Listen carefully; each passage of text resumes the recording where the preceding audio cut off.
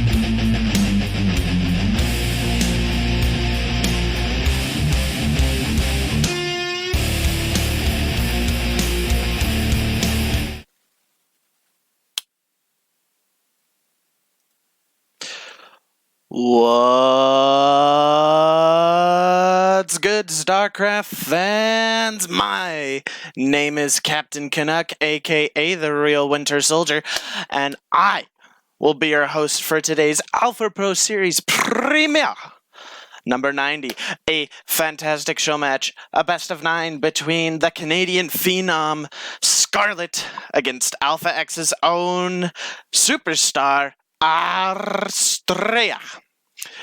I will be hosting this for today. I hope you all are as excited as I am for this big, intense matchup. I hope it goes just as well as we plan. If there are any issues whatsoever throughout the stream, please let me know in the chat, and we will attempt to resolve them as soon as possible. Alrighty. Let me see if our players are ready, and we will get into the fight.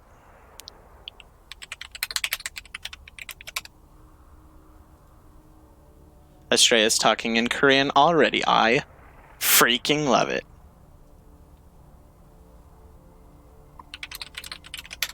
Here we go, folks. We are going to get into game number 1. It'll be on King's Cove. And it's going to be a real doozer. Let's get hyped. Let's get crazy. Let's get stupid. Just kidding. Everyone needs to be smart. This is an intelligent match. I need you all on your best behavior. Okay.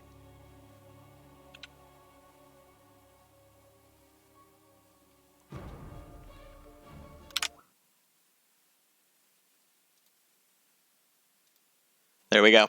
Alrighty, folks. Let's get this show on the road. Welcome to the game.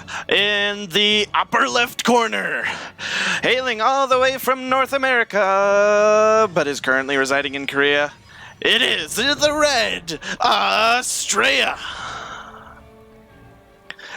And his opponent, the Canadian sensation from Macland.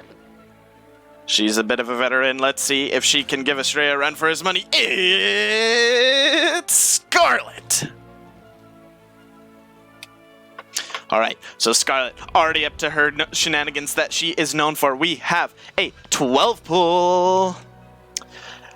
Astrea not much on the way. He's about to drop his gateway or... Oh, it's a disaster. It's a disaster. He's going for a Nexus first. This is no bueno, no bueno, no bueno, no bueno. This could be a very quick game 1 here, guys. I don't know about this one, Kev.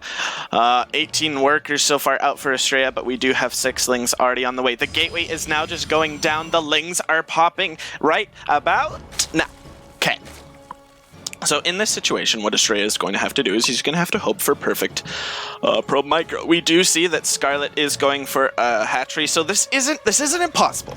This is not impossible, guys. What Astrea is going to have to try and do here, normally you can hope for a little bit of a mineral thing where it's like a nice little enclosure right here. That's about as good as you're going to get, but I don't know about this one. The lings are going to go just around the normal probe path. The probe is going to come in and see this. I don't know what Astrea's seen yet. He's going to... Oh, he pulls the probes instantly. The Zealot... The Lings are now going to attack the pylon right off the bat. The Zealot is going to be out, but no Chrono just as of yet. The probes are going to start to get taken out. 4 have already gone down. 2 Lings. Why do I keep calling them Zealots? 2 Lings will go down for the price of 5 workers, but the reinforcements have joined. All the probes that have been pulled down are going to die here in a second, but the Zealot's about to pop. There are 5 Lings here. The one Zealot's going to be able to kill them. Not much follow-up here. Scarlett's beginning to drone behind this and get a queen. We do have 1 more Ling coming, and the Zealot is going to be able to chase the Lings into the main base. Workers are even, and the probes are now going to start to get nibbled on by these Zerglings in the main. We have we have 1 Ling causing some trouble down here at the natural, but those probes are going to be able to chase it away. Excellent micro here in defense from Astrea. Yes, he's lost 9 workers, but he still has the worker advantage and is tied in supply. The probes are getting pulled. I mean, a lot of mining has been delayed, but we do have Cybernetics core going down here in the front. As for Scarlett, her natural is up, and she's starting to drone. Only drones coming out here now for Scarlett, as she does have a queen. This base fully saturated, no gas as of yet. Interesting. Now she's going to drop her first gas. We're going to see what the follow-up is here, if she's going to go into potentially a Ling Bane all-in, but I doubt it since she hasn't gotten any gas. She's getting 2 gas now, both at her natural. This could potentially be Nidus play. I have known Scarlett in more recent days to love her Nidus play. So we're going to see what the follow-up is, but Astrea's been able to hold. He did not instantly die, and he's now going to be able to try and stabilize. Workers-wise, they are even, which is good for the Protoss.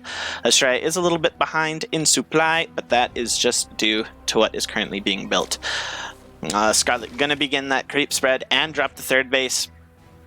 All in all, I mean, Scarlett had to do the damage that she did there to stay even. This is even, except for the fact that her 3rd base is late. Yeah, Astrea lost probes, but she didn't do game-ending damage.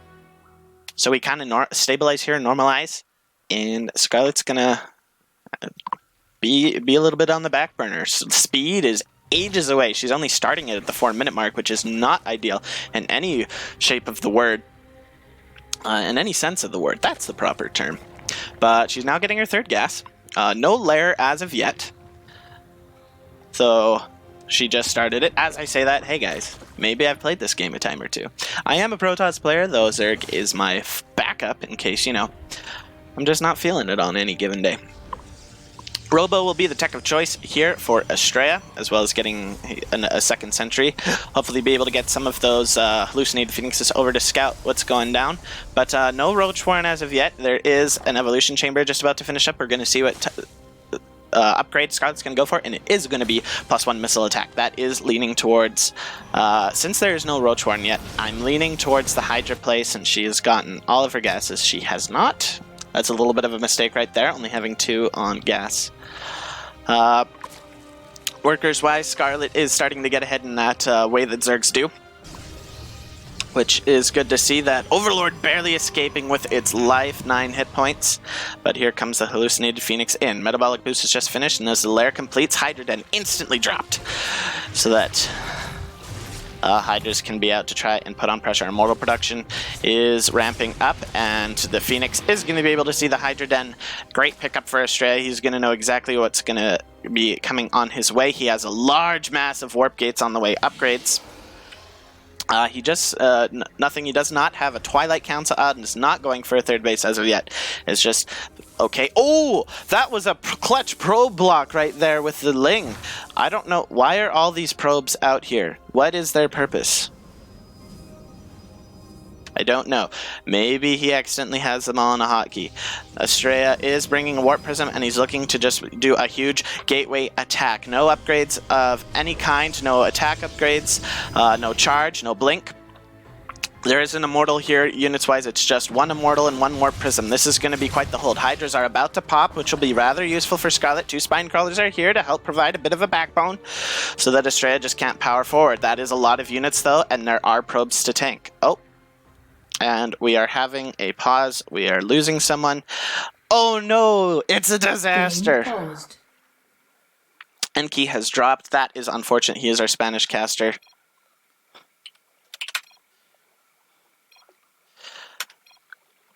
Okay, well, I will start us off.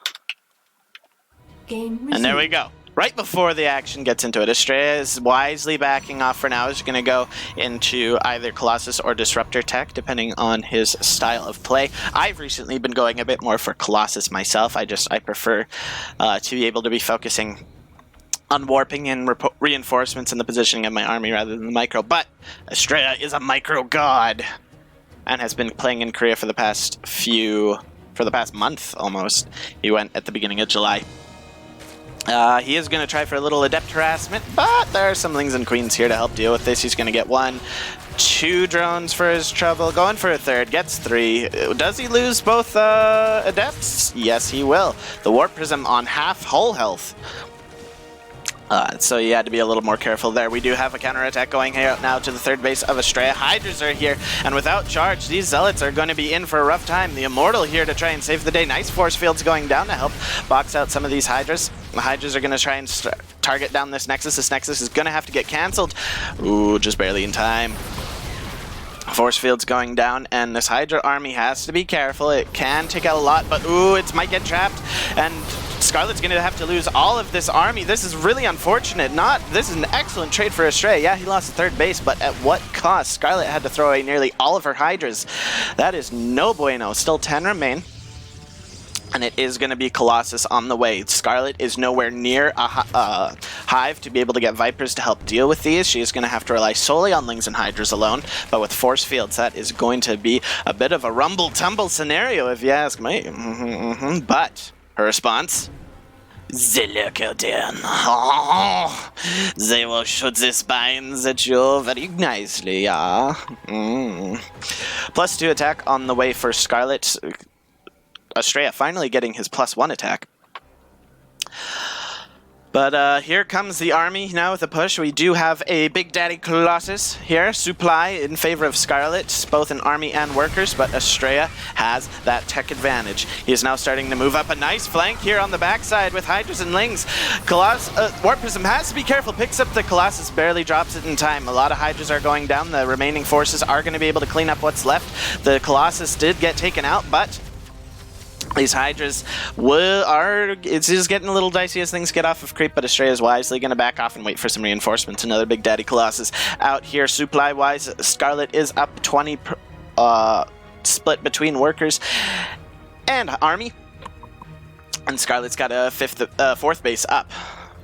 Saturation-wise on the third base, probes are finally just being transferred as the second attempt at this Nexus will be completed. Tech-wise, we still just have Colossus on the way. +1 attack is about 2/3 completed. No Chrono coming out on that just yet. Astrea in a little bit of a dicey scenario. I liked the lead he had after he held, but Scarlett, known for just her impeccable skill, has been really pushing the issue. Lurkers are now being produced, just 3, but we also have some Dropper Lords here at the south of the map, hidden away from the peeking eyes of Astrea. Astrea is going to send his army back to his third base as Scarlett takes a 5th. No real pressure looking to be on the way from Astrea to keep Scarlett in check. She's going to have free range here for now. Warp Prism coming out as maybe another push is coming from Astrea to make me eat my words. Disruptor production is on its way, as Colossus will lose their value over time, especially as Vipers come out. We do have an infestation pit leading towards that hive tech so that Scarlett can get those Vipers. Hydra's going to take out that unfortunate Stalker, sacrificing his life for ire. Should have been a Zealot.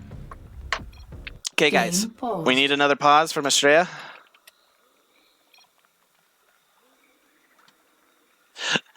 So far, we have a little bit of banter from Astrea and Scarlett, which is rather cute. You know, seem to be good friends.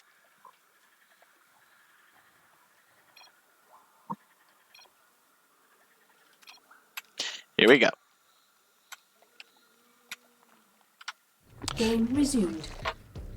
I meant to press 3 in that countdown, but I accidentally pressed 2 and hit enter, so I'm like, well, we're just gonna roll with it. 30 Lings out, most likely to deal some counterattack damage, distract the movement of Astrea. The Lurkers are gonna move forward. The Colossus doing some good damage, taking out all of them Lings, but that army's gonna have to back up without any detection to deal with those Lurkers. These rocks are going to start to get taken out. Hallucinated Phoenix checking things out. We do have Lurker drops on the way, as well as some backup Hydras for support. And Astrea is going to have to run away with his tail between his legs. We do have the Hive and the Spire coming down. Going to allow for Scarlett to get to those Big Daddy GG Lords. Here comes the drop. I hope you all are ready to whip it good with this drop, because here comes the base. Bada boom! Here we go. Nice reaction time from Astrea. He's only going to lose 4 probes from that Delio. But this Nexus is in big danger. At the same time, we do have a nice pack of Lings, like I said earlier. The counterattack there on that fourth base, mind you. The Disruptor is going to come out and take out nearly all of the Lurkers. That Overlord with the Hydras in it is in a little bit of a dicey situation. No detection here to try and help deal with this Lurker. That Lurker's going to have a field day here as the probes get back to work. Astrea not really doing anything. 23 probes have gone down, as we do have a follow-up drop with another Lurker here into the main base. That is the Scarlett's hitting from every which way she can possibly think. And now here comes the main of her army coming up into the natural, flooding in her Lings, and then so many Lurkers. She has 12 Lurkers on the map. They're going to burrow right away. Adaptive Talons coming on out too to help them essentially blink into the ground. Army-wise, Astrea is just kind of scattered all over the place. He's not really sure what to do. I don't even know where his army really is. There's Disruptors here, but where are the Big Daddy Colossus? Ling's over here at the 4th base. I don't know what Astrea is doing. He does have there's his army. It's what's left of it, rather. Here in the middle of the map, that's not really helping him to save his base. The Lurkers and Hydras are just going to try and just keep his army split up and just keep him in an awkward spot. The Lurker has been taken care of in the main base as well as the natural. The 4th base is now finally secure. We have a bunch of Vital Probes over here not doing anything, as we do have a Lurker over here in the corner preventing mining from half of this base here. The army of Astrea is able to chase everything away from the natural here, but he has lost half of his workers. Workers-wise, he's lost 42 to only 4 that Scarlett's lost. He's down 43 to 82 in terms of worker supply. Army, he's down 30. This is not good. This Lurker's finally going to take in... No, it's not. Oh, some nice dodging micro to help deal with it. That's what we saw in the beta videos that you could actually do, but no one ever seems to be able to do it. This Queen's in a bit of a rough spot, but on to creep comes Astrea. This is a bad, dicey situation. There's going to be a bit of a surround here. Scarlett's not quite ready to deal with it, but here comes the flanking army, and now Scarlett's going to do the full 360 surround. This army has nowhere to escape. Things are melting faster than ice cream in the middle of July, and Scarlett's going to take game number 1. GG. Yeah, doggy. What a game. What a game number 1, guys. That was...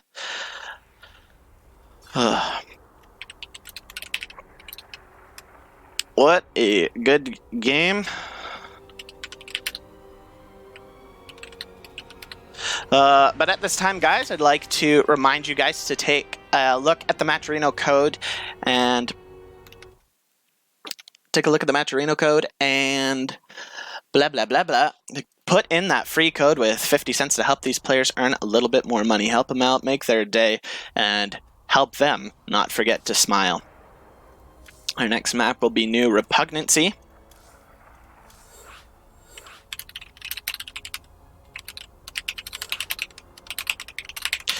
But at this moment, I'd like to pause and give a nice big shout out to one of our amazing sponsors, and that is 24 Hour Fitness. Events like this, here the Alpha Pro Series with Scarlett and Astrea, would not be possible without the support of organizations like 24 Hour Fitness. Memberships for 24 Hour Fitness can give you access to either just a single club near you in the US or any of their 436 locations nationwide. If you want to achieve your fitness goals, whether it's getting shredded or getting endurance, those didn't rhyme, go to any one of your 24-hour fitness locations near you today. You can get a free 7-day pass by doing one of the sponsor quests in Matcherino. Check them out today, guys.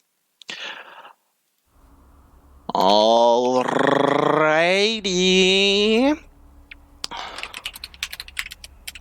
Let's see if our players are ready to go. Oh. There we go. I have to put the players in their spots. And And here we go. Let's go, guys. Let's do it.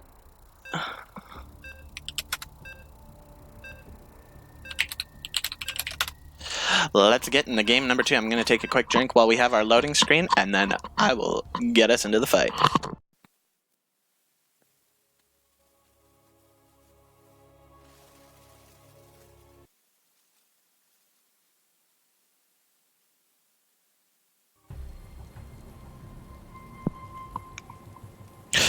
Let's get hyped! Here in this best of 9 show match between the amazing 2 players that I'm about to introduce to you guys. In the bottom left of New Repugnancy Ladder Edition, the blue Protoss from Alpha X, it's Astrea! And his opponent that won game 1. In the red, the Zerg from some Korean team. It's the Canadian player Scarlett. Appropriately in the red this game. But let's switch those colors. Oop. There we go. I like it when the red player's up top, having the red up here, if you know what I mean. Helps me. And apologies for the low graphics, guys, since we're on the Korean server. I wanted to make sure that we had the best quality in terms of lag-free, and so I put it on low. Normally I have it on medium, it's a little nicer, but hey, what are you going to do? Scarlett opting for the bit of a safer build, but not potentially that aggressive with the gas into pool before... Actually, no, she did hatch first. What am I saying? I can't look at the minimap. Astrea going for Nexus first again. The balls of that man. Whew! Man, kudos to him for that. After getting punished for that in the first game, he's like, you know what, Scarlett, you're not going to punish me again. I can just do it. I can just do what I want. But this means that he is going to have that advantage that he was looking for in the first game that he did not get. Excuse me. Astrea going to put scout around, see that everything is as it should be. Nothing too unusual from this Zerg player. As standard and opening as you can possibly get. Zealot going to be on the way to be able to block that wall. Sometimes you can do this. No shame. No shame. That's fantastic. When she sees like, wow, you did it again. You gutsy boy. I feel like she's going to try and punish... This is my prediction, guys. This is my prediction, okay? So she's going to try and punish him again for it in game 3, but he's going to cannon rush her. That's my prediction. If I'm wrong, I will drink maple syrup. But a Zealot to block the wall. Sometimes I do this, sometimes I don't. I think it's smart since he went Nexus first, and it'd take a little bit longer to get that Adept out to prevent this Ling from coming, so not bad, not a bad choice from our Protoss player. Third base down here for Scarlett as she continues to wrap up her macro. Nothing too crazy. Robo will be again the tech of choice for Astrea, potentially going for a 2-base Robo timing. Watch for those gases, that will let you know. If he goes for both gases, most likely not going to go for a all-in on 2 bases. At least that's what I remember from my days of learning. By days, I mean recently. I'm starting to learn builds, guys. It's a good time. I might actually win some games for once, you know? Get out of Diamond. Be a good day. Or at least Diamond 3. I think that my first goal is just to stop getting supply blocked. But Roachborn, this is going to be Scarlett's tech of choice. That's what she's going to be going for in this game's time to switch it up. Last game she went for the Ling Hydra. This one she could be going for a Roach Ravager timing. We will wait and see. But she's continuing to drone up for the time being. We do have 1 gas out of Astrea here on this base. That leads to potentially some kind of charge. Normally I'd think some kind of charge timing, but he does not have a Twilight Council to get that charge, but he does have a huge spamming of gateways and has stopped gas consumption from this assimilator right here. Interesting. Makes me think, and now we have a Warp Pressure. Could we be going somewhere with this? I think we are. Observer on the way, and the Immortal and Sentries are going to be popping on out here. Immortal Sentry push with just 1 Immortal. This is going to be a big hit timing. However, roaches are now being produced. Scarlett has stopped on 49 workers and is going solely into unit production. She is almost done with her lair and will be ready on that defense. Ling's going to try and poke in, but Zealot continues to stand guard against the Canadian enemy. America looking to bring freedom to the enslaved Zerg, as here comes the attack here to the third base. Not a lot here to defend against. Roaches are going to be waddling their way over down to the third base, but that is a lot of Protoss. Nice force fields going down. A couple of roaches going to get trapped. The drones are going to go back to work. The Ravagers, who are being creative, now join the party. They're going to help take out the force fields, but that is still a lot of Protoss. The Immortal putting in some good work. Being nice Warpers and Micro coming out of Astrea right now. Not a lot here to do. Oh, a nice dodge on that Corrosive Bile with the Immortal. Nearly no roaches remain. The Ravagers are now completely exposed. The Queens aren't able to put in a lot of damage. The Immortal is being target fired by the remaining units, but it's not going to be enough. A couple of things coming down here for the defense. Most of the Protoss army is now gone, just for a pocket change of Stalkers and the Immortal. The Immortal not able to do as much damage. Ooh, a nice shot onto the Warp Prism, but not enough to take it out from the Ravager Bile. Ravagers are low, but the Immortal can't take them out as quick because they are not considered armored. 2 drones will go down, and the transfuses will help keep those Ravagers alive. Those are the backbone. Those are the Zerg equivalent of Immortals in this situation. More roaches are continuing out as Astrea gives Scarlett time to continue to build up stuff. Lots of Stalkers, and now some Zealots to tank are in for Astrea. He is fully all in at this point. Here comes the defense. Ravager immediately gets taken out. One Bile's going to land on a couple of Stalkers, but Big Daddy Immortal's here to still save the day. The Lings are going to try and start to get a wraparound, but some nice Warp Prism Micro continuing to come out. Only one Ravager remains. A couple of Queens are here. The Roaches getting taken out one by one. The Stalkers doing a good job, but they are slowly starting to fall. Poor Man's Blink helping to deal some effective damage, but that Immortal is getting dangerously low. Scarlett seems to be holding and is getting Roach speed. She's continuing to pump out units slowly but surely. Not really much damage beside for some units has happened. Resources lost wise, it's pretty even Steven. Here comes Astrea, though. Here's Astrea. He's now going to try and take out some creep to help with this. The Lings are going to try and nibble away at stuff. Corrosive Bile chasing that army away, but the Stalkers are going to be taking them out real quick. The Roaches doing in some good damage, taking out Stalker after Stalker, and now they're going to be able to push them off creep. 5 Ravagers are now out here for Scarlett. That is a sizable force. Astrea, not sure what he can do to follow this up. Back home, he is starting to mine out of his natural. He's not producing anything out of his Robo Bay anymore. Scarlett is now getting Aspire to do a Muta follow-up to really seal the deal and punch home a victory in game number 2.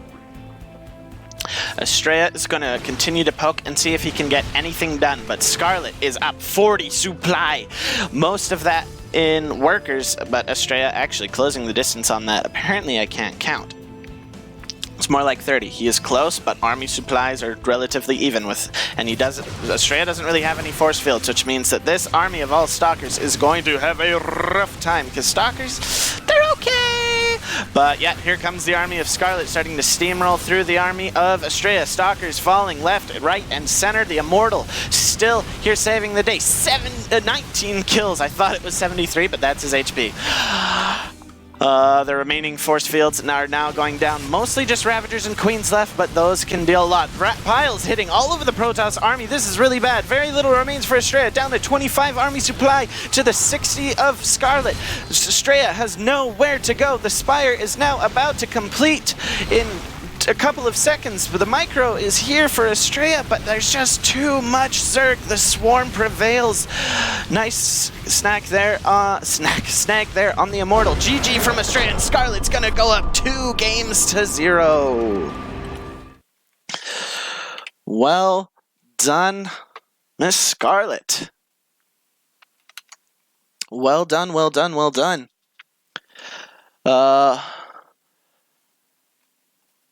Zeno in the chat says, don't you already drink maple syrup? I do, but only on special occasions like my birthday. Alrighty, folks.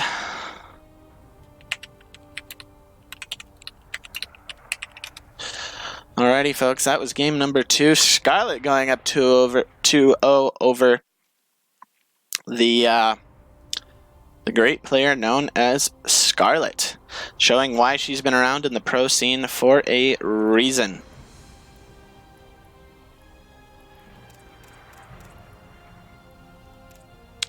Trying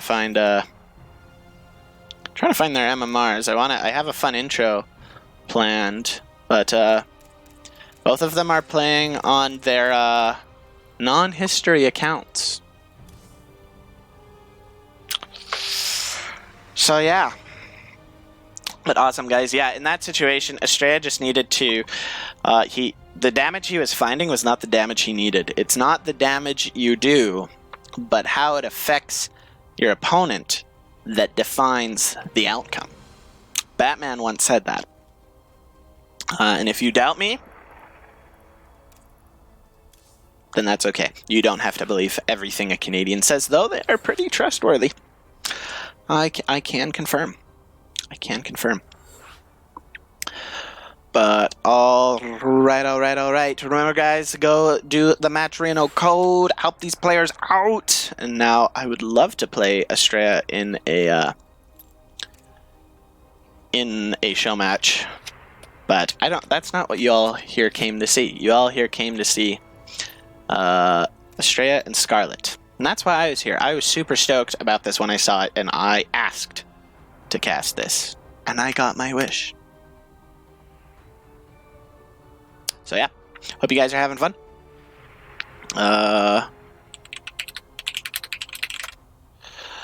I'm ready when the players are. Both of them say go. And key. We're just gonna assume he's ready. Okay, guys, let's get ready for game number 3.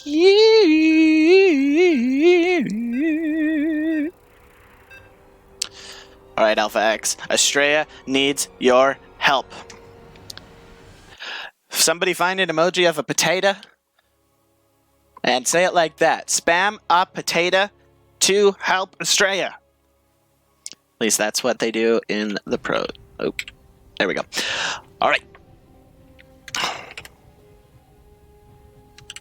Let's get our overlay ready, our score line accurate, and get into the action. In the top left, in Thunderbird, coming into the solid, some high MMR like 6.1, 6.2. He's the blue Protoss, Astrea, from Alpha X.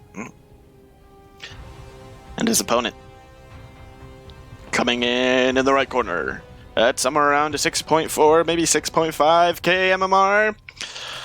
But that's just my guess. I actually have no idea. It's the Red Zerg Scarlett from some team, and I'm not going to try and pronounce that because, one, I don't know how to read Korean,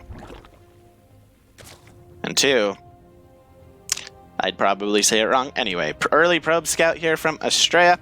Right after the gateway, make sure that his fiendish friend is up to no kind of shenanigans today. The gateway first.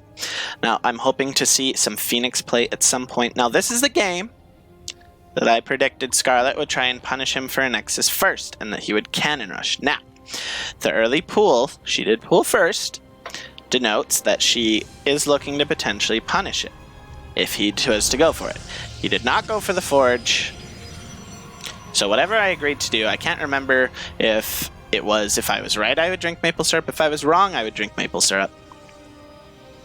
But either way, I'll probably still end up doing it at some point anyway, because it's freaking good. It's freaking good. Okay. So in this matchup here on Thunderbird, we have pathways that you can abuse. Now, the nice thing about Protoss is you can put a pylon right there and warp in right over there. Scarlett has been known to call this map Protoss Bird because it can favor Protoss. I've had myself some pretty epic games on this map. I thoroughly enjoy it. I love the use of these minerals here, like we see. Scarlett making sure there are no sneaky, cheeky proxy pylons or anything of the sort. But Astrea sticking to his guns, going for the Robof after the Cybernetics Court. and is going to go for a stalker and railing it all the way across the map. Put on a little bit of aggressive pressure. Probes sneaking in, diving in to see what's going on down. We have a super early lair from Scarlett before the third base even goes down. This could potentially be for some Nidus play, but Astrea sees it and can be fully prepared. Does the stalker stay on the side of the map? He does. He's not going to go across after seeing what he saw.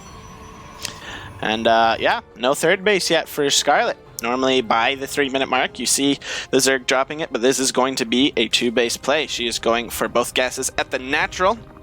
Excuse me. So you're going to see this actually could be 2-base Muta if she drops that 4th gas.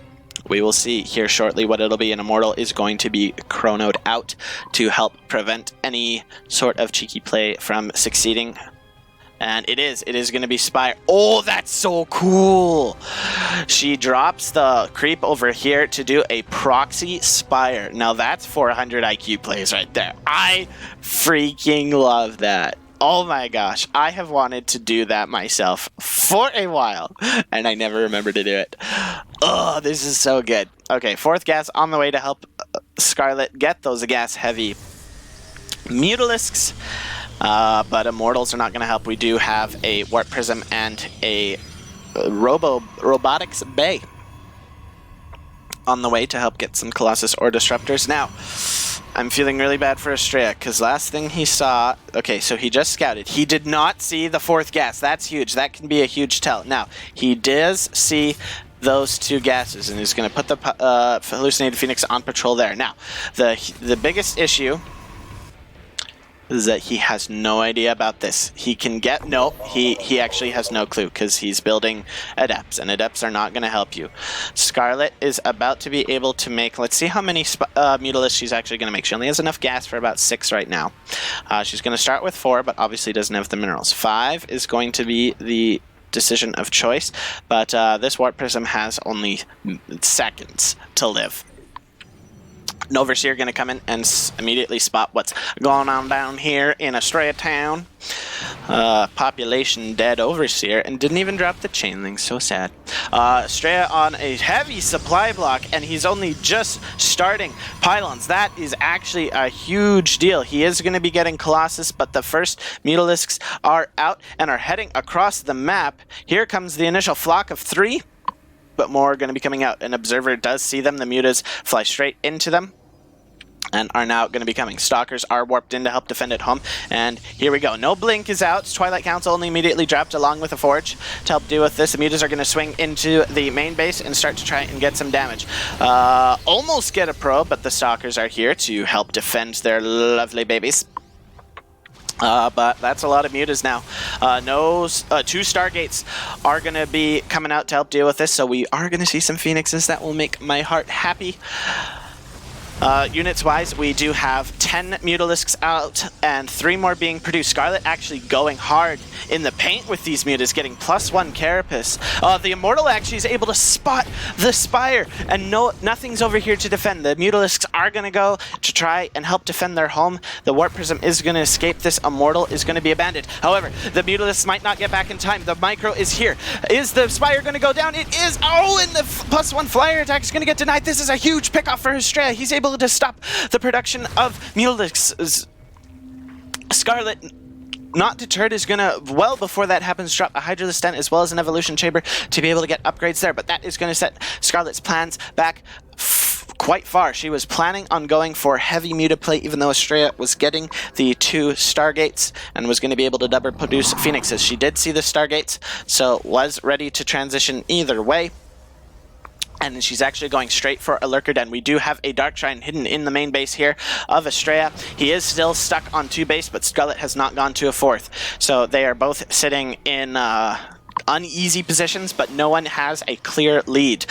Supply-wise, Astrea is down about 30 supply, and is now going to be dropping the 3rd. The Mutas are going to be swinging over to that location to try and see what they can get done. Might be able to take it out depending on how many Phoenixes are out. We do have 4 Phoenixes here to help deal with this flock of Mutas. There are 14 out, but 5 Phoenixes, 5 or 6 now, are going to be able to clean anything up that tries to come in here with the godlike Micro that Astrea has. Alright, so back home we have Infestation Pit and Lurker Den. We do have Grooved Spine. That's Grooved Spines. I can't remember what the other Hydra upgrade is, but that's the range upgrade. Yeah, that's Groove Spines. Okay. But DTs now have entered the main the natural, and have already taken out 3 drones. There's no detection here. Overseers are immediately started. One is going to go into the main base. Is that just the only one? 7. Wait, where's the other one? There's one in the third base. Totally missed that. 10 drones have gone down. Now into the main base. The DT taking out another couple. No detection here. 14 drones have gone down. This is major damage here for Astrea for just a couple of Dark Templar. Are any of them going to be able to escape? No, all of them are get taken out, but 14 go down. That's a big pickup. We do have a hive on the way. Only 2 DTs for the price of 14 drones. Any Protoss will take that trade any day of the week that ends with Y. Scarlett, however, still has very good saturation, is not going to go for the 4th base just yet. Now going to be able to drop it, as the Phoenixes are now going to be able to poke. We do have 7 Phoenixes out. That's where Astrea is going to stop. You don't need much more. When the Zerg stops making mutas, you got to stop making Phoenixes. Lurkers are now on the way. Those Phoenixes will be able to do a good job at picking those Lurkers up later on in a future fight, as long as Astrea can keep them alive and not throw them away. Astrea is now closing the gap on those workers, now on a comfortable 3rd base. On even bases with the Zerg. That 4th base of Scarlett not up yet. Astrea's going to be able to powerhouse his way through to a very powerful army. He is beginning disruptor production, as well as getting a fleet beacon to be able to start to build either carriers or Tempest. Most likely carriers in this situation, but we'll see what happens. Hallucinated Phoenix are going to be going out to help get stuff done. +1 melee after +1 range is going to be coming out. Astrea does have +1 attack with +2 on the way, as well as +1 flyer weapons. That makes me think we are going to be seeing carriers in just a couple of seconds. Down here at the natural, we do have Hallucinated Phoenixes seeing everything, sees that the hive is out, that we do have Double Eva, we do have adaptive talents here for the lurkers. However, with lurkers don't do very well against carriers. But it will be Tempest to help try and snipe things, most like the lurkers. I like Tempest better. I like using them better. I like them more. They don't have that splash damage. The carriers have this weird, almost AoE type thing because of all the interceptors. But Tempest pack a dang good punch. It's better than any punch I've had. Even Hawaiian Punch. But alright, the mutas are going to just continue to patrol the outskirts of the creep land. Remember, if you go off creep, you die. Watchtower going to be battled over. The Phoenixes are going to fly in to get some scouting information. Might be able to pick up a lurker. No, there's too many Hydras there. Don't want to risk it. Adapt. We have Adrenal Glands coming on out, as well as a follow-up Spire. Here for Scarlett. This is going to be in the main base this time. 5th base coming on out. And a 4th base is now finished for Astrea as he's transferring probes over. Some nice cannons and shield battery for defense. He does have High Templar out. Is getting that deadly Protoss Death Ball, as well as Psy Storm. We're going to be having some bad weather, I predict. A 6th base. They're doing the double expand.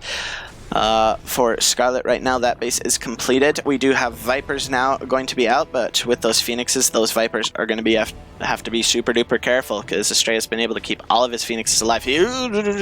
Don't run them into a pack of Hydras. That's not a good idea. Mila is going to go and try and swoop and see what damage they get done, since this Phoenixes are on the side of the map. Phoenixes are going to be able to almost pick up. Oh, yes, they are able to pick off a Phoenix, all of them escaping with their lives, and we are seeing Void Rays. So Astrea known to like to use Void Rays. I love the choice. I think Void Rays are the best unit in the arguably the best unit in the game. As if you can get a critical mass of Void Rays, almost anything can beat it. The mutas are all going to go down. 18 probes going to be sacrificing their lives for the cause of Ire.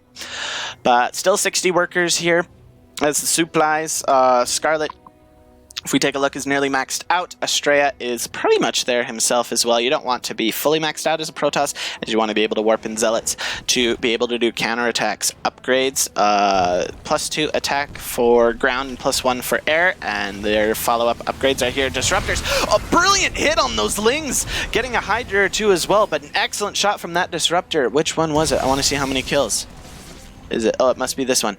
18 kills, either all from there, but that was an excellent pickup. This Stalker going to be able to sing what's going on. The 2 Vipers are out. We have 3 on the map, but that is a crap ton of lurkers. The disruptor shot's going to be coming in, one of them gets their shots off before getting abducted, getting some good damage onto those lurkers, and those ones are going to have to retreat for the time being. We do have Tempest. No, there is an Oracle, I think, somewhere, yeah, to be able to try and tag. But this position is going to have to be retreated from for the time being. Nope, Astrea is going to come back. We do have a flanking army coming around, but a Zealot counterattack is going to be spotting it and able to potentially take out some lurkers. +2 melee attack is going to be finishing up at the same time as +2 air attack. This base is most likely not going to be living for a while. Hopefully there's a cancel on that. We'll see. Nope. Just a complete takeout. The Zealots are going to be going here into this base, try and deal some damage. No drones here for now, but 4 spines and some reinforcement links are going to be able to deal with this. A tag goes down nicely, not hitting all of the lurkers, so the Tempests aren't going to be able to get any pot shots off on those. That base is going to get taken out by those lurkers. Again, we do have a Stalker hit squad here to help defend, as well as some Templar to give some storms. The main army of Astrea is going to be backing up, and the huge swarm of Lings will be going here to the southwestern side of Thunderbird. Scarlett ramping up here on 79 drones, Astrea on 66, both players about where they want to be. Army supplies are 129 to 116 in favor of Astrea. This is an excellent position with Storm. A Mothership coming on out, Void Rays. He is feeling in good shape. Infestors are going to be supporting this army now, who's spawning infested Terrans, help deal with this major force of air. An Archon going to get taken out by these Lings, as this base might get denied again. That Pylon is not going to be able to provide any actual warpins. A couple of High Templar are going to be coming in to storm these. Oh, but they get the kill before, thanks to those adrenal glands. And both High Templar are going to go down for the cost of nothing. I have a little bit of army starting to move up the middle as Astrea continues to ramp up his army. He's got that nice Protoss late game death ball with High Templar, Void Rays, Tempest, and soon to be a Mama Core. He is now beginning to put up some carrier production. I would like to see some more Stargates, as this army, it's expensive and takes a little bit to build back up, and with these Infestors coming on out, also Broodlords. When did that happen? Oh, cool. I like Broodlords. Not going to be as viable with all the Tempests out here, but a nice Zealot Warpin with some High Templar to help provide some defense, as Astrea is going to continue to be stuck on 4 bases here. I wouldn't mind seeing these minerals cleared out so that he can expand here. This Adept keeping guard and watching, but the army's now going to move to the eastern side to try and attack Scarlet. Changelings here to help spot, and Disruptors here at the bottom, but they are going to get taken out by these Disruptors, finished up by the Void Rays. We do have another counterattack of Lings over here, but we finally have some defense here from Astrea, as he is ready to chase that away with Zealots and High Templar and Archons. But here's the big, scary Boss Toss army.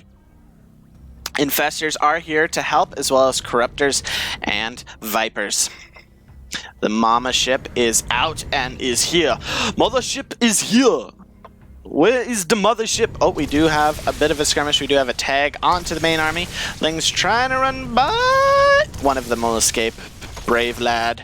Lings and Hydras down here to the south trying to poke and prod, but not going to do much. We do have the base here now. Mothership core is still not here. Where is she? Where's Mama? She is at the 3rd base. She has not moved out yet. Disruptors going deep in the paint. Oh my gosh, some huge hits. Scarlett wasn't paying attention, and most of the Infestors got taken out. Only 3 remained. How many was that? How many died? 11 Infestors died in that. That was a huge pickup. Those Phoenixes are going to get sacrificed here to scout on what's going on and get some damage off. Storm going down on the remaining Lurker. It does get tagged, so the Tempest will be able to deal with it. The Broodlord's not going to be able to do much. Scarlett is in a dicey position. She's building 15 more Infestors, though, and getting Neural Parasite. That's... Astrea had his chance. I feel like he needed to dive and do a little bit more damage there while he had the chance, but he is macroing up at home, getting some stuff down, but... Scarlett's going to move to the north here, northeastern side, and reclaim the watchtower and start to go for a counterattack. We do have another tag here, and the Tempests are going to try and take some more pot shots. Here comes the army of Scarlett here now to the northern side. The mothership is actually staying at home for defense. This is actually a brilliant move, because normally Vipers can just abduct it and have it getting taken out, or even neural parasited, which then cloaks the Zerg army, which is never a good thing. Nice storms coming down. Those Lings are going to evaporate, and the Hydras are going to have to turn tail and run. The Mothership Core doing an excellent job of providing defense. I think that's a brilliant move. I'm going to adapt that into my strategy, because normally I just bring it to the front and then it dies instantly. And I go, why did I waste 800 resources? That was a bad idea. Banks going up and up and up for both players. Astrea at 3k minerals, 2k gas. Scarlett at half of that as she continues to try and build up that corruptor count. That is a lot of infestors banking up energy. 18 are out on the map right now. 7 corruptors, but 3 more will be joining. Astrea up to so many upgrades now that he is now getting shields. As if we look at the upgrade tab, 3-3 for attack. He's getting shields to help deal with both. Dark Templar now providing some harassment, going to take out this base. Spores are going to be coming down. Actually, the Dark Templar are going to get distracted, not being microed at all, and not going to be able to take out this base. The Dark Templar are happily going to slice and dice these Lings into minced meat. But unfortunately, that is not a legally marketable item. But the huge army of Astrea is now looking to get a little more damage done. Disruptors are going to start to posture, see if they can get anything done. Not able to get anything from fishing, coming up empty-handed. Better use better bait next time. That Lurker's sacrificing its life for the swarm. Oracle not quite ready to deal with stuff. We do have a massive counterattack. A recall going to be coming on back here to the 4th base of Astrea. Only 2 probes going to go down. That army of Scarlet's going to have to run away. We do have some excellent late game PVZ here, guys. I'm going to put up the units tab a little bit here so that y'all can see what's going down. That is the epitome of late game Zerg, and that's the epitome of late game Toss. These Broodlords are a little bit exposed. The Oracle, not sure. Oh, it's going to get abducted. Everything gets tagged. That Oracle sacrificing its life for ire. Those infested Terrans, oh wow, 2 shots do a lot of damage. A storm on them. So worth it though. I mean, there's so many High Templar. Some nice feedback does go down on one of the Vipers. That is a nice catch. Those Vipers gotta be careful. Those are a lot more expensive units than any... We do have a counterattack here. Lurker going and taking out a few workers, but that's not going to do a whole lot. Getting 4 workers for now. We do have a Changeling army coming. We do have some units getting thrown away here at this point. Don't know why all the Overseers are there. That's unnecessary. But that Lurker finally going to get taken out, and the little bit of units that Scarlett needs to get rid of are going to be disappearing. This base is now here for Scarlett, and I mean Astrea. And the map is getting divided. Scarlett is on 67 workers, Astrea at 58. Army supplies are 137 to 130 in favor of Astrea. Scarlett's taken nearly every base on her side of the map, save for this pretty middle one with the rich Vespine geysers. Saving that one for last. Astrea still has a base in hand. His bank continues to grow and is better. We are in for the long haul here, folks. Everyone watch this while I take a quick drink.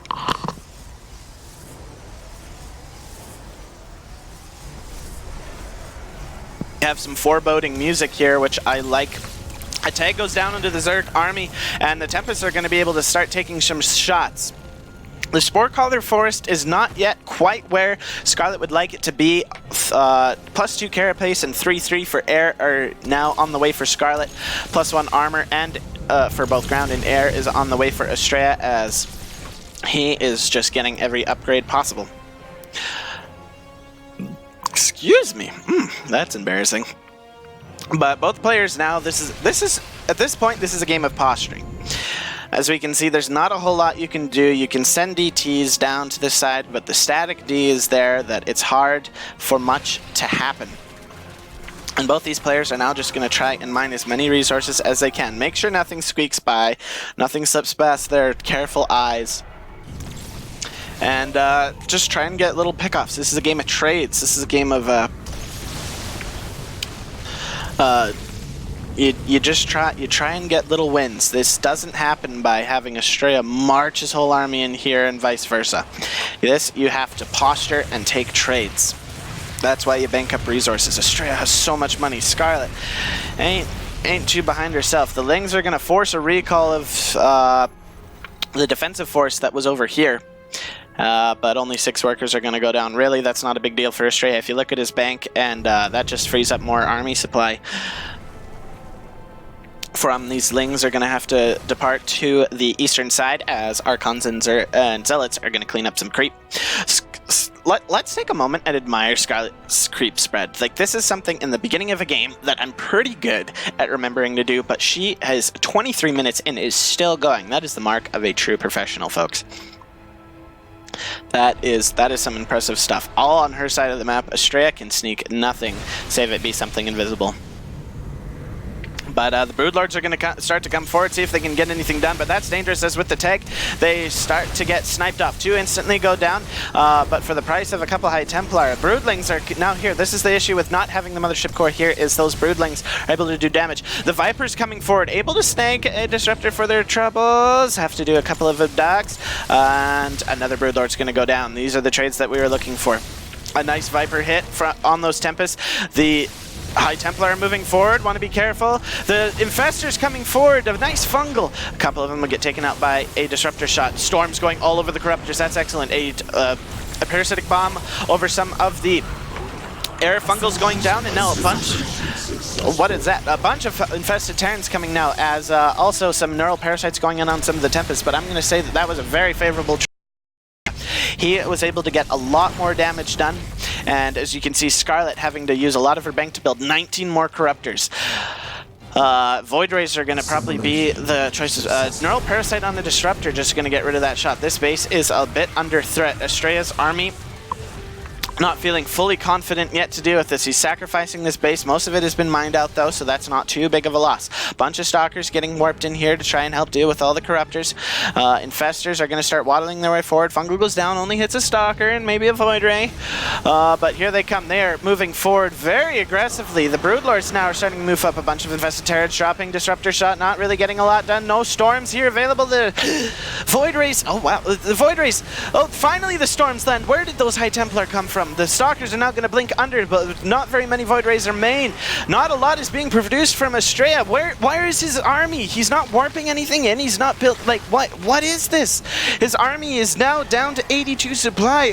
Scarlett up 50 supply. Some gateway units are here now. 4 Void Rays on the way, but it might be too little too late. 11 Broodlords being made instantly at Astrea's doorstep. He is in some serious trouble. The first Broodlords are still raining down. Broodlings everywhere. The Infestors are out of energy.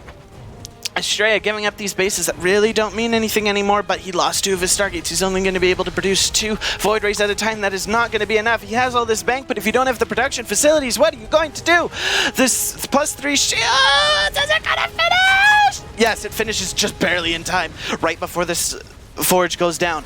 The Broodlords are now decimating the main base of the Protoss after killing everything in the natural. 2 Void Rays pop, but that's not going to be enough. Astrea's in so much trouble. The Mothership Core is still here, and he's looking to do a counterattack, going for a base race, but really, he can't do much. Yeah, the army of Scarlett is slow, but it's just going to continue to push forward here, guys. Here comes the army of Astrea. It's moving forward. Mama is going to not come with. I think that's a little bit of a miskick from Astrea. I think he's a little bit stressed. Scarlett up nearly double the army supply. Workers are surprisingly even. But the production of Astrea continues to go down here. We have 16 Broodlords. We'll take a look at the structures tab. That is a lot of structures, and that is a huge pack of Hydras. That army of Astrea is not going to be able to deal with that. I don't care how Gosu your Blink Micro is. It's just not going to deal with it. The Mothership Core has been taken control of. I don't know why the sound effect happens. That's a little bit of a bug, but we are going to get a recall to the main base. Astrea not willing to give up, even though he's down half the supply of Scarlett. Scarlett continuing to just move forward. Look at all of those GG Lords. 2 Void Rays going to try and go the distance, but the Corruptors will save that day. That's a nice pack of stalkers. They blink underneath the Broodlords too, are instantly going to go down, but the Fungals are out. That is just so many Broodlings. A storm goes down, but it is a bit too late. 100 supply ahead is Scarlett as she continues to press her advantage, taking out base after base of the Protoss.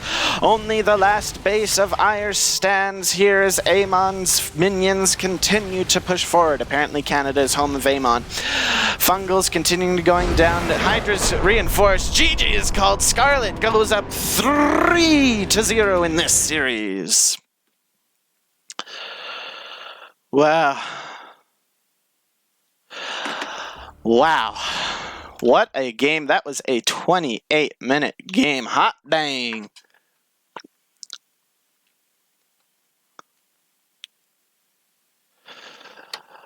Oh, let's take a look at the chat before we go into our next game. Oh. And you know what, guys? Actually, I'm going to be joined here, I think, in a moment.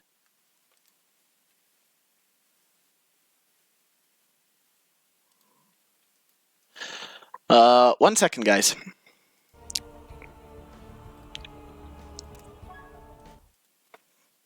I am going to be getting a co-caster here, actually.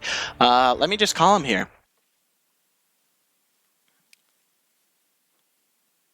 Let's see if he picks up. Hello. Swaggar, what's good, my man? Captain Canuck, how's it hanging? Sorry I'm late, Oh, but I was able to catch the end of game number 3. Gotta tell ya, looking pretty good from Scarlett.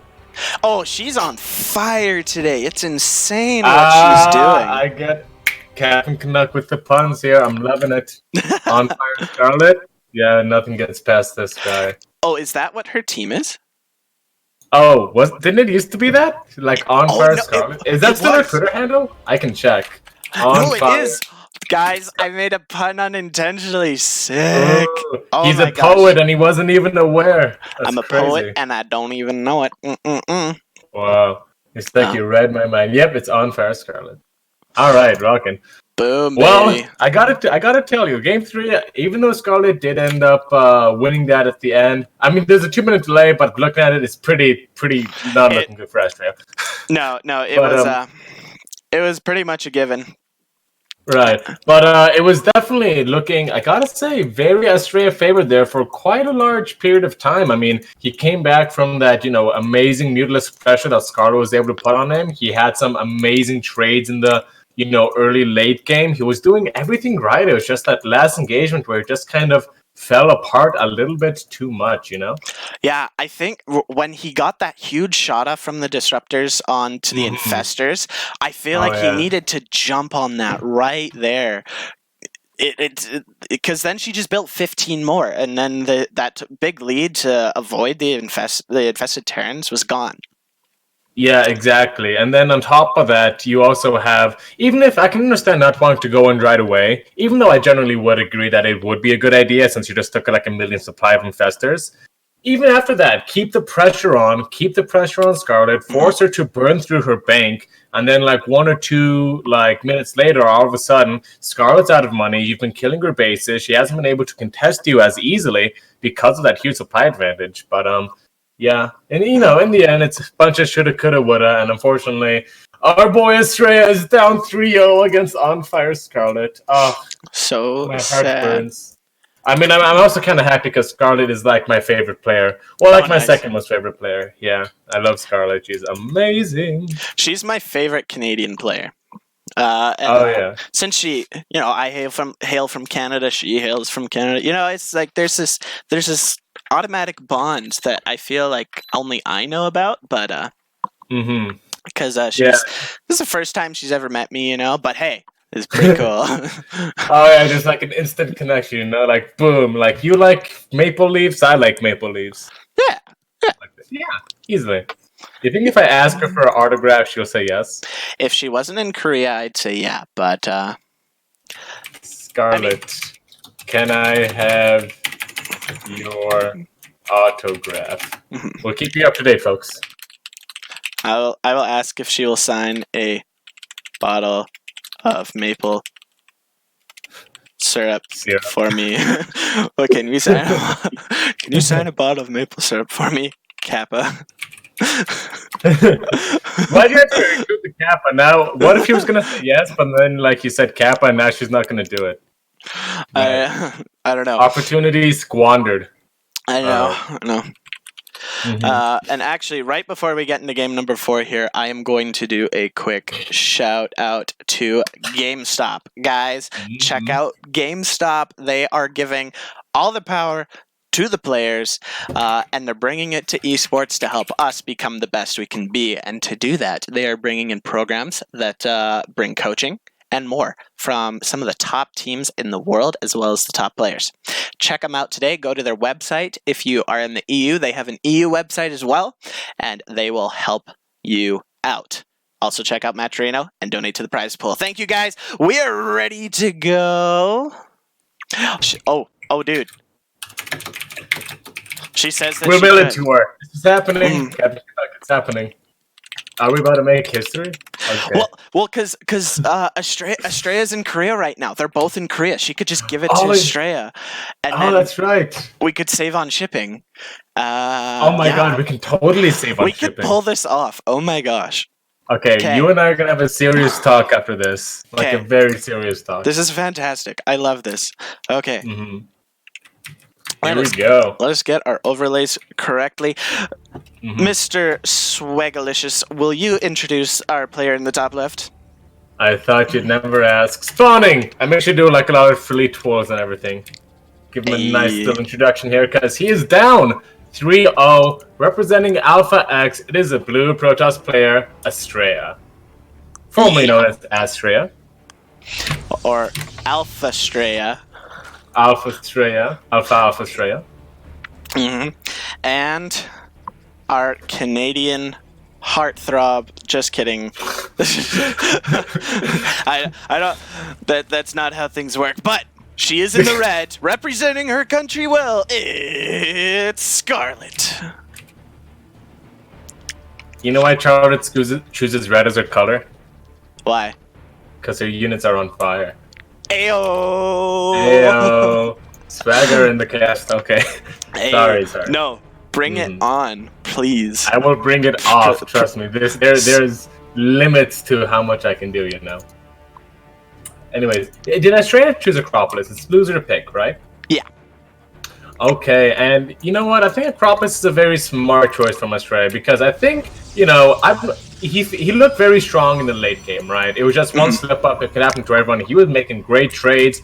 He had a great sense of the game going. And Acropolis, I mean, look at this. Big, beefy, wide, beautiful, but still pretty wide map, you know? There's a lot of space here. There's a lot of ramps protecting your bases too. So I think if Astrea wants to take it long, which I think he will, this is one of the better maps to do it on. Yeah, and it'll allow him to have room for even more production buildings. One of the other problems is he didn't have enough production facilities. He only had 4 Stargates, and as soon as he lost his army, 2 of them got taken out because they were right there in the natural. He just wasn't able to make enough units, which was a big issue. So I hope that he's able to correct those mistakes and start to bring this series back. Exactly right. Minerals and gas do not fight wars, units do, and all the money in the world can't help you if you can't produce anything. As a wise man once said, more stuff beats less stuff. Wow. I'm not even close to that level of comprehension yet, but I can always strive for perfection. It's okay. My grandpa once sat me down. He's like, "Grandson, there's an old adage that says," and then he said that phrase. I'm like, wow, what does that mean? More stuff beats less stuff. I was 4 years baby Canuck. I was 4 years old at the time. I had no idea what that meant. But yeah, to 4-year-old you, that was like the most insane thing anyone has ever said ever. Yeah. Like to that point, your life has been ABCs, high-fiving people, and like apple juice. So like that was just like comparatively, that was insane. Like I was barely making sense with my talking. I didn't know how to talk yet, and so I go, wow, those sound like cool words. Those are good words.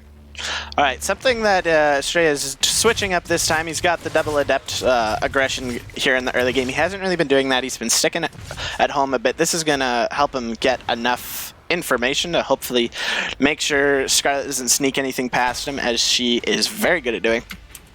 Oh yeah, definitely a very safe build coming out from Astrea too. Getting that wall in at that natural, that early added presence, as well as that Stargate, just trying to cover up all of his bases, you know, making sure Scarlett isn't going for anything like a Nidus play or a, two base, just a 2-base, whatever. Just keeping tabs on Scarlett, not really letting her get away with anything secret, which I think is a very smart move.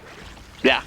Well, and what's nice, the difference in this game as well is he's gone Robo all first 3 games. He's gone Robo after Cybernetics Core, and this time he's going for that Oracle pressure. Now, this will allow Scarlett to drone up quite a bit, as he's not really able to do much more than Oracle pressure, but it is going to keep her at home more and keep her pressed in, and he's going to be able to get a lot more information. He's actually going for a 3rd Oracle after the Phoenix, looking to try and potentially take out some queens later on.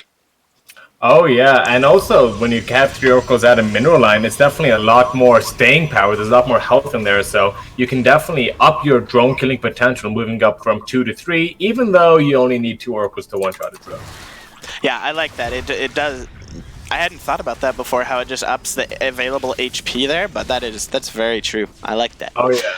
That's the main thing stopping your oracles from staying there and getting drone kills, is eventually they just get too low where you swing in and then you die before you can come back out. 400 IQ analysis coming out of Swagar here, guys. Wow. 400 IQ. That's higher than I can count.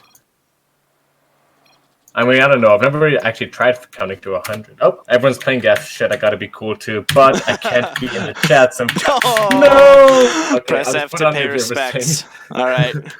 All right. And here we go. We're back in it. All right, we're back, you guys. All right, Enki's back. Enki's got something's going on. That I don't know what's up with that Mexico internet, or maybe he's not in Mexico. Where is he from? I know he speaks Spanish. I think it's just that the computers have to translate their Spanish into English, and sometimes, they get confused and they have to stop for a second and be like, wait, what are you trying to say? Packets, ping, networks. I'm a computer science major, so trust me on this. Sí, claro que sí. Claro que sí. And here we go, Astrea coming in with these oracles, and like I said, lots of HP here, so 8 workers actually end up going down, and he swoops on out with that Need Oracle, just staying alive. 4 health, no right to life, but it's there anyways. And here's an interesting thing. It's going to be a very technical pressure from Astrea here. You see these 2 adepts over here, and you see that War Prism? That's going to be what he's going to do. He's going to shade in, get a couple drones, pick him up with a Prism. He nearly was able to deny the 4th base with those adepts too. That was close. Yeesh. Yes. That's a matter of Scarlett does not see the War Prism so far. She does see the adept shading on in, but again, I really like this from Astrea. It's not very committed, and of course it's never going to do as much damage as an Archon drop, but it's so much less committed, and you can still get great intel, great damage off it. I feel like he's a little too. I've just noticed I feel like he's holding back something, that the just reputation of Scarlett's intimidating him, and he's not going for those things like Archon drops that can deal the massive amounts of damage. He did try one all in, which was good, but the timing seemed a little off, a little behind. But he's not willing. He's only gonna go for that bit of technical damage. And Scarlett, she plays on Korean ladder. She lives in Korea. She deals with this stuff. You need to pull out. We need to see something out of the Astrea trick book, I feel, to really see something really throw Scarlett off. Oh yeah, for a player of Scarlett's caliber, it's really hard to play their game. You can't just say, I'll let you play your game if you let me play mine, because Scarlett will absolutely win that match. You gotta make her a little uncomfortable somehow. You gotta push her limits. You gotta make her like I said, make mistakes like we were seeing in the last game. So and again, the longer this game's go on, I think the more chances Astrea has to do that. So I'm feeling very confident for him, as Scarlett is not looking to posture up aggressively anytime soon. She's macroing up, she's getting her Hydras out. Maybe she's going to go for a small little push on the northbound side, but honestly, it's a very small army, and it shouldn't really do all that much. Supply-wise, both players are even. Workers are in favor of Scarlett, but that's nothing too concerning right now. The Zerg wants to be on a base ahead. She's getting one random swarm host. That's a misclick. We've all done that. It's unfortunate. Yeah, we'll call that the Canuck swarm host. Exactly. Just just a little mistake, but it's a happy little mistake, and we're glad that it's here. A happy little mistake. I think. Speaking of happy little mistakes, Scarlett just picked off 3 oracles from Astrea. So that's kind of a bummer. Bummer Town, USA, population, Astrea, and 3 dead oracles. Yeah, I mean, besides the tags, they'd really lost their value. There wasn't a whole much that they could do at this point. They weren't even good for defense, so not the biggest of deals, but definitely just something that's going to continue to get in the head of Astrea, because that is a mistake, and mistakes add up. Right. Alright, here we go. Scarlett is posturing up here. A good force field wall. There's a lot of sentries in this army, which you gotta expect from Astrea, so that Baning flank won't really get all too much done, and Scarlett's forced to back on up for now. Astrea gonna start beginning his pressure on the north side. Some Zealots coming on through, and what do you get when you mix Zealots and Banelings? A lot of dead things. A lot of dead things. Banelings and Zealots included, so I guess, equality. But still, good cleanup there from Scarlett, but good harassment from, Astrea. Honestly, Zealots are so expendable in PvZ. Generally, if you can just use like 8 or 9 Zealots to move the army around, not even do damage, just like move it around, honestly, that's good enough, right? You want to keep the Zerg not on your center map.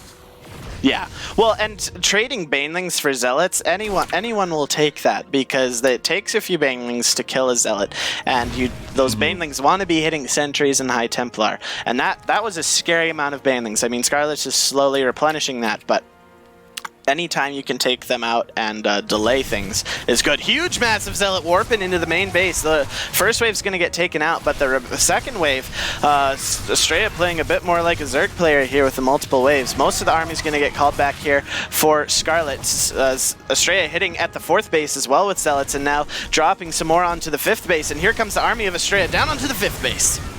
Yep, fantastic pressure here from Astrea, and I think he knows he has to do something. He does not have his tech tree up and ready to deal with the Greater Spire that's out for Scarlett, so he knows he has to break Scarlett here, otherwise he's going to be playing at a massive deficit. Beautiful storms, and going to go ahead and space Scarlett away, but she does end up getting the Warpism, so this push will start to dry out faster than usual, but Scarlett's ground army is looking a little anemic, a little thinned out, but already you can see the production tab, that Zerg production tab. 24 lanes, 6 Banelings on the way. She's trying to hold on. Astrea started stepping back, but he is so deep on creep, but there's such a good conclave. I think Scarlett may end up holding this. If Astrea could just get some force fields down and recall, that'd be great, because he had a ton of Archons, but they're starting to get picked off. He still is able to keep most of his Immortals alive, which is nice. Scarlett's going to retreat on out, and Astrea is going to scamper off away from this creep. The Corruptors are actually going to get an excellent caustic spray onto the 4th base of Astrea. That's going to delay his economy a good little bit, and they're going to morph into Broodlords right into the north. That is a sneaky play. Yeah, Scarlett says, you want to go late game? Alright, buddy, I'll take you to the late game. And now Astrea is just scrambling to get any sort of foothold in this game. He has no fleet beacon tech at all. He has like a couple of stalkers to face off against the Broodlords, and his push was killed the moment he tried to come on in. It's looking pretty rough for Astrea, but it's not impossible. We have seen crazier things in StarCraft. Yes, these Broodlords, they're going to be a mega surprise. No one ever expects Broodlords to be the sneak attack. The Broodlord flank on the north. Broodlord harassment, is not generally something we get to say all that often, but when we do, that game is going somewhere. Yeah, so they're immediately going to be able to take out the Templar Archives, which is going to cause some massive massive problems, because Archons would be really useful here. That base is going to have to get cancelled, but there's nothing to counter these Broodlords. Astrea's in a huge amount of trouble. Look how confident Scarlett is with that Broodlord position. She knows there's nothing here to defend against, and she knows exactly everything that Astrea has. She has no fear about anything threatening these Broodlords, because that dead airspace is just not something Astrea can contest right now. He's losing his bases, he's losing his probes, he's losing his structures. I don't think even Astrea knows what to do at this point. No, I don't. You can't get rid of these broodlords because they just run away. You need air units, but there's nothing here. Astrea's going to try and go for the base race, but it's looking a little too late. That is a huge army from Scarlett there. Tons of banelings rolling in. Force field's going to try and close the distance. Banelings, though, going to escape from the storms, rolling through, hitting the stalkers and the immortals. Everything's falling. Nothing is going to be left alive. As long as those banelings get their connects on their army, they are happy. And Scarlett, while her ground army is going to get thinned down in that fight, Astrea knows the writing's on the wall. GG is called, and Scarlett is put on match point against our Astrea. Cry. I cry every time. So much cry. That was... My heart is starting to sink. I was hoping for a game 9. Now, there's always a chance for a reverse sweep, guys. There's always hope. Never. My philosophy in StarCraft is, and this is also something my grandpa told me when I was 4 years old, but if you believe, you can win. And it's only once you stop believing that you win. Yes, but some people believe much, much, much harder than others, and Scarlett is just... Well, this applies in game. You eventually within a game you stop believing, and that's when you lose. It's there comes a point where you stop. Applies just a number. Doesn't mean anything. Yeah, because if you think about it, one behind DT Shrine, and he didn't do that. Oh yeah, that's right. Last game he was kind of behind. He won a Dark Shrine, and he almost won that game. So yeah, hey, you know, people underestimate the Dark Shrine. Mm-hmm. But now, for sure. Since we are on match point and we've only done 2 shoutouts, we're gonna have to do one more. We're going to do another one before this. One more. Yeah, not even have to. We want to. This is our dream. Yeah. For our amazing sponsors. And it's going to be this next time for 24-hour fitness. Marvelous. Guys, 24-hour fitness is here to help you get in shape. They have so many things to help you get in shape. If you frequently find yourself not going to the gym because just motivation, it doesn't hit you until late, even at midnight, 2 a.m., whatever it may be, and all your normal gyms are closed, you have not been to 24-hour fitness. They are open 24 hours a day, 7 days a week, as the name implies. Any of their 436 locations follow this rule, and you can go to any of their gyms to help make sure you are getting that summer bod that you so desire with any of their free fit plans, studio classes, pools, cardio equipments, and more with a membership. Check them out today, guys. It's totally worth it. Oh yeah, for sure. I went there the other day as part of the commercial thing, and it was just beautiful. The pools were clean. They had so much equipment. Honestly, guys, bring a friend and get your results your way. Do it. You won't. Do it. Do it now. What are the odds, guys? Let me prove us wrong. What are the odds? Should we reverse psychology them? No, I'm not confident in my reverse psychology abilities, but you're right, neither am I. And then you're supposed to say, yeah, totally I am, and then you reverse psychology them.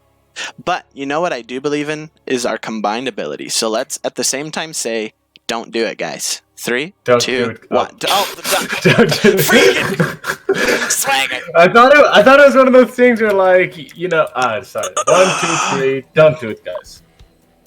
I figured out a sync. Never again. It's okay. Yeah, we're getting signed Scarlett merchandise. It's fine. We're it's getting fine. Signed maple syrup bottles. It's gonna be amazing. Yes, it's gonna be fantastic, and we'll make sure that Astrea signs them too. I want both. Oh my god! What if we just have a maple syrup bottle that every single foreigner in the world signs? Or when it's in Korea, why don't have everyone sign it? Well, because Astrea lives in the team house. Just get them all to sign it. Yes. Oh. Yeah, it's easy. Next level. Yeah. All right. Well, I think we're supposed to introduce some players. So no, let's keep talking about maple syrup. I want to keep talking about maple syrup. Today's stream. You want to cast StarCraft, Captain Canuck? What are you new to this or something? No, I'd always rather talk about maple syrup. Buddy? Always rather talk about maple syrup, but I just the viewers. They want to hear about maple syrup too. Today's stream is brought to you by Canadian Grade A maple syrup. Drink it today. I've never had Canadian maple syrup. I really need to. I've only ever had the Aunt Jemima like bottled stuff, you know. It's not maple syrup. I know. It's just like the high fructose corn syrup and that. sugar on top of that and stuff. I'll send you some. Don't you worry, Swaggy. Okay. I got you. I got you. That's American maple syrup. No, The well, best. I live in Canada, so yeah, I have access. It's super cheap here. It's almost as cheap as water. It's like a nuisance over there almost. You're like walking the street like, I got maple syrup in my shoes again, eh? Yeah, and then you well, scrape it off with well, antlers or something. It's what our hockey players drink during a game to hydrate themselves. Oh, I didn't know that. Yeah, it's pretty great. And you guys don't even need blood transfusions over there. There's kind of like run a line through like a tree or something. Oh yeah, no, we just we use snowshoes. So maple syrup can work like an essential oil. So if you put maple syrup on a snowshoe and rub it on the bottom of your foot, any ailment cured. I heard you can summon demons using maple syrup and a couple candles. Only if it comes from Quebec. Ah, it's Quebec. Because they've made deals with the devil. Is Quebec like the Louisiana equivalent of Canada? Like the New Orleans. if the rest of the country, it's more like, think of the pride of Texas combined with the annoyingness of Hollywood and the pansiness of whatever state is really pansy-ish, and that's Quebec. That's Wow. Quebec. It sounds like I take it you don't live in Quebec. No, I live in the very opposite side of Canada. So West Canada. Gotcha. Yes, Western. Okay. Right. Spawning! Top left-hand position of Cyberforest. It is a blue Protoss player. Can he win 5 games in a row against Scarlett? It is Astrea from Team Alpha X. Our boy. And his opponent would have to pull off the choke of the century. But Canadians have been known to choke on greater things than StarCraft. Give it up for Scarlett, who is doing. I'm not going to linger on this too much because there is a roach put coming, but what do Canadians choke on? What is that? It's a whale and seal blubber, mainly. Of course. I will not push that because there are. Speaking of not pushing things, Scarlett seems to not get the memo, and there's a roach-linked flood coming on into the main base or the natural base of Astrea. This is kind of an old-school build where you just kind of bile everything down and then the links flood on in, but the mortal is already out from Astrea. He's got good sentries. He's letting this push a lot. One thing I would like to see is the shield batteries healing up these buildings. But I guess he doesn't have to at the moment. The push is still going on though for Scarlett. Now the shield batteries are a little bit exposed here. I'm guessing he's going to eventually heal up the cybernetics core. I wouldn't mind seeing a chrono to help. Oh, yeah, one of the shield batteries instantly going down. The Big Daddy Immortal starting to put in some work. He's joined by his brother. But there goes the cybernetics core. 4 more gateways in the main are coming. Force fields are here, but the corrosive biles here. That's so many zerglings. Nice force fields continuing to hold. He needs to use his units to make a wall of the choke, but unfortunately he was not able to do that. Now there's a full surround his base. Can Astrea hold? It's gonna be close, Canuck. I don't know. That's a lot of lings. I don't know, Kev. I think this one's over. Just the supply is half. Scarlett's double the supply of Astrea down to 2 immortals, but I don't care how ghosty your micro is. That's just too many zerglings. That is just too much zerg. The natural base is forfeit. Only zealots and immortals can be built at this point, so no more force fields. The Ravagers are here. The Lings get the surround. The zealots melt better than ice in Texas. And the Lings... I appreciate the effort, Canuck. Alright. It's better than a snow cone in Quebec. I don't know. Here we go. Scarlett's gonna push onto the main base. 3 immortals can do a lot of work, especially in a war prison. Oh. Enki, I swear, Enki. Oh my freaking... Por favor, Enki. Game paused. Por favor, sabor. I know manches. No manches, you guys. I know manches. 0 manches, okay? It's okay. Así es la vida. Alright, here we go. Alright, well. It is looking kind of sad. Try and not have the chat blocking the the action, but is there any hope? I've stopped believing. I mean, there's hope. There's just not a very realistic hope. I like the whole position, I gotta be honest, but at this point, 10 works of 27 is kind of desperate. Now, these Immortals, 28 kills on one, 12 kills on another, and the one in the prison has 28 as well. They're up to 30. These are some strong Immortals, but yeah, this has been a pretty rough push. Scarlett's gonna start showing up back at home, and it's gonna be an uphill battle, Canuck. Yeah, it's very like uphill. I feel like Astrea now has to climb Mount Everest without shoes and in shorts. That's what I feel like is ahead of him right now. If these players were maple syrup right now, like Astrea would be the Aunt Jemima, 100%. And like Scarlett is like still in the tree, just like the pure, thick sap, you know, boiled to perfection. It's not even close, and I think Astrea is just kind of having fun with this macro at this point. Yeah, they're friends. They smack talk a little bit. Now he's just messing around. He's like, yeah. It's not impossible. He's got 2 more. Technically, Scarlett's army, if Astrea controls this perfectly, Astrea's army should never take damage. In theory, but the issue The is Alpha and Alpha X stands for Alpha Star. This is true. Oh wait, shit. But if Scarlett wins, we're changing it to Alpha A, as in, don't you know, eh? The Canadian phrase. Ooh. So, not even, eh? Okay. I love you, Canadians. You guys are great. And I think that is it. Scarlett takes it over Astrea 5-0. Canuck, what do you think about that? It's not the result I wanted, and it's not my honor, but certainly my privilege to announce that Scarlett is our winner of the Alpha Pro Series number 90. She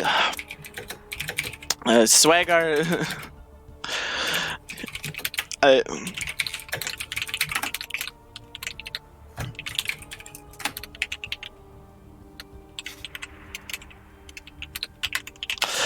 But I say you only get money if I get a signed maple syrup bottle.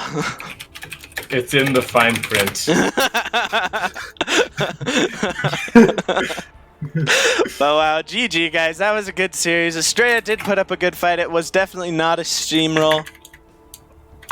Oh yeah, absolutely. There were some points in there where it looked like Astrea would be able to come back and take a game off Scarlett for sure. Especially game number 3. Yeah. I definitely think game number 3 was the best hope that Astrea had for winning a game. He had the opportunity, he had the pieces in place, and it was a bit unlucky. StarCraft's mostly skill, but there's always got to be a little bit of luck, and that was just not on Astrea's side today. You think if I add Scarlett as a friend, she'll accept it? Looks up to who? You think if I add Scarlett as a friend on StarCraft, she'll accept it? No. I know this is kind of a tangent, but yeah. No. If we were on the same team, I'd say yeah, but no. Just imagine how many... And this isn't even her main account. Like, there's no MMR, no games played on this account. This is just for when she... I mean, third. Well, then all the more reason to accept. No, that's okay. Scarlett said, okay, no problem, no problem. Good. All right. I think that's going to do it for us, isn't it? It is. We, though, have an opportunity to give one more loving shout-out to GameStop. And guys, they aren't just here to help in esports. They're here to just be there for the casual gamer, too.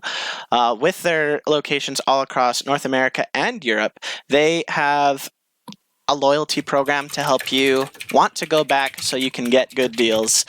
They have monthly deals on different games, so you got to check back every month to see what's going on there. Trade-in options, and they'll also fix any broken consoles and controllers you have so that when you're not playing StarCraft, because we all need a break, you can do whatever floats your goat. Floats your goat, eh? Yeah, eh? Yeah, eh? Oh, yeah, eh? Sorry, I'm just stuck on the Canadian stuff. Anytime. I will gladly go on the Canadian stuff anytime. All right, rockin'. Well, thank you for everyone for tuning on in. Captain Canuck, thanks for having me, man. It was honestly a pleasure to cast this. Scarlett again. my favorite player. Astrea, one of my favorite people in the team. So even though he did kind of get a little wrecked, as the kids call it, it was definitely still an enjoyable series overall. Absolutely. Thank you so much, Swagar. Everyone, it has been a pleasure. My name is Captain Canuck. I will see you guys next time. And till then, good night, good luck, and have fun. And my name's Peace. Tracker. That too.